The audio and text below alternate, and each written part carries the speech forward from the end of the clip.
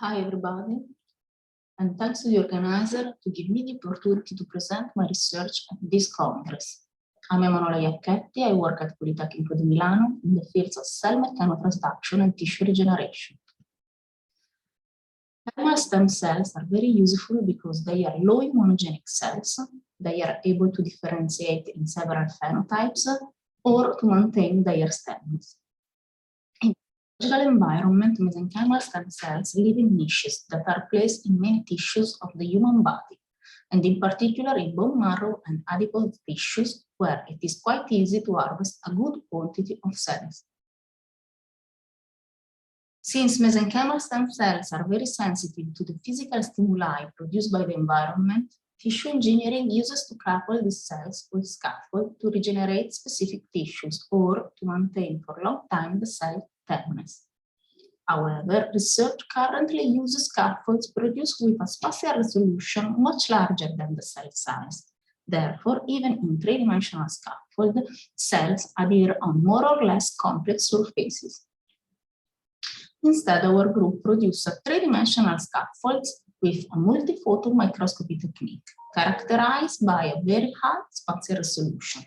In fact, reach up to 100 nanometers in the XY plane and 2 microns in the Z direction. We use a biocompatible and inert photoresin composed by silicon and zirconium.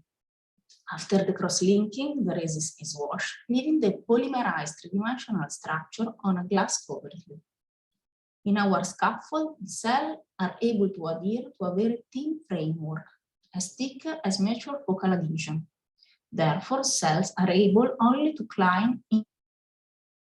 To investigate how mechanical stimuli affect mesenchymal stem cell fate and functionality, we work with different architecture. In the first, named mesoid, it is composed by graded pore ranging from 10 to 30 microns. And the second, named niche, is composed by cubic pore with a length of 15 microns. We also compare the results with mesenchymal stem cells grown on bidimensional scaffold suitable for fluorescence microscopy, like glass coverslip.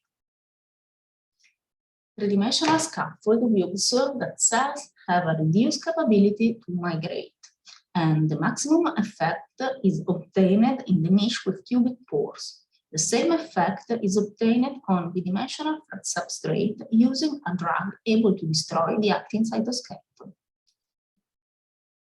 We retain this reduced capability to migrate is due to a modulation of cell adhesion properties, as highlighted by PCR, Western blot, and immunofluorescence analysis, in which it is visible that three-dimensional structures reduce the level of molecular adhesions, and in particular, in the case of the niche composed by cubic pores. In turn, also the organization of the cytoskeleton is modified by the three-dimensional structures. In fact, we observe low level of actin expression, and moreover, there exists mainly a coating actin cytoskeleton less interacting with the cell nucleus. Once again, the maximum reduction is obtained into the niche with cubic pore. The pharmacological control shown in the second line, used to destroy the actin filament, confirm that the effect of the three-dimensional structures is to reduce the intracellular tension. The result is visible on the nuclear morphology. It changes from a thin disc for mesenchymal stem cells grown on flat substrate to a more and more spherical nucleus in niches with cubic pore.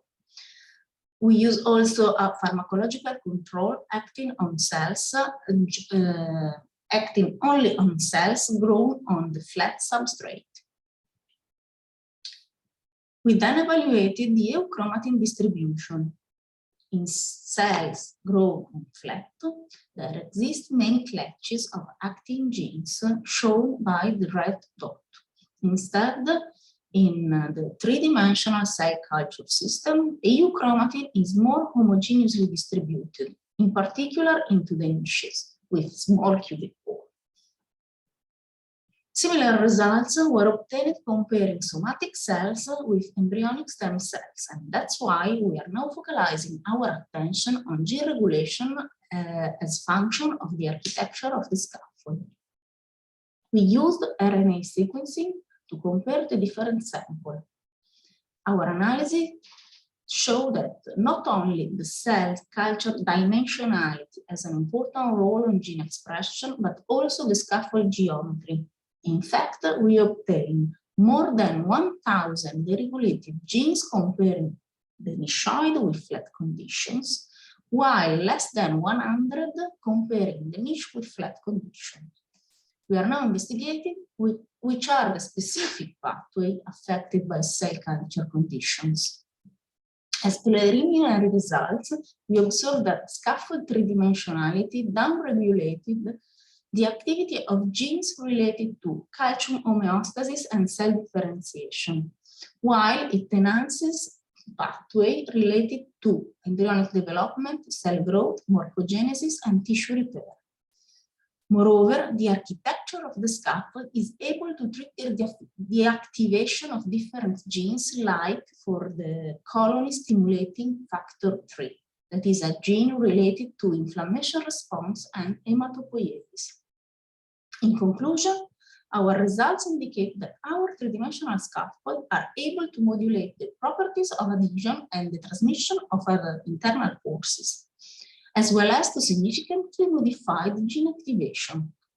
Further investigation will be needed to evaluate which is the main mechanoresponsive cellular element able to trigger the different gene expression and how to control the activation of specific genes to create new therapeutical approaches. Thanks for your attention.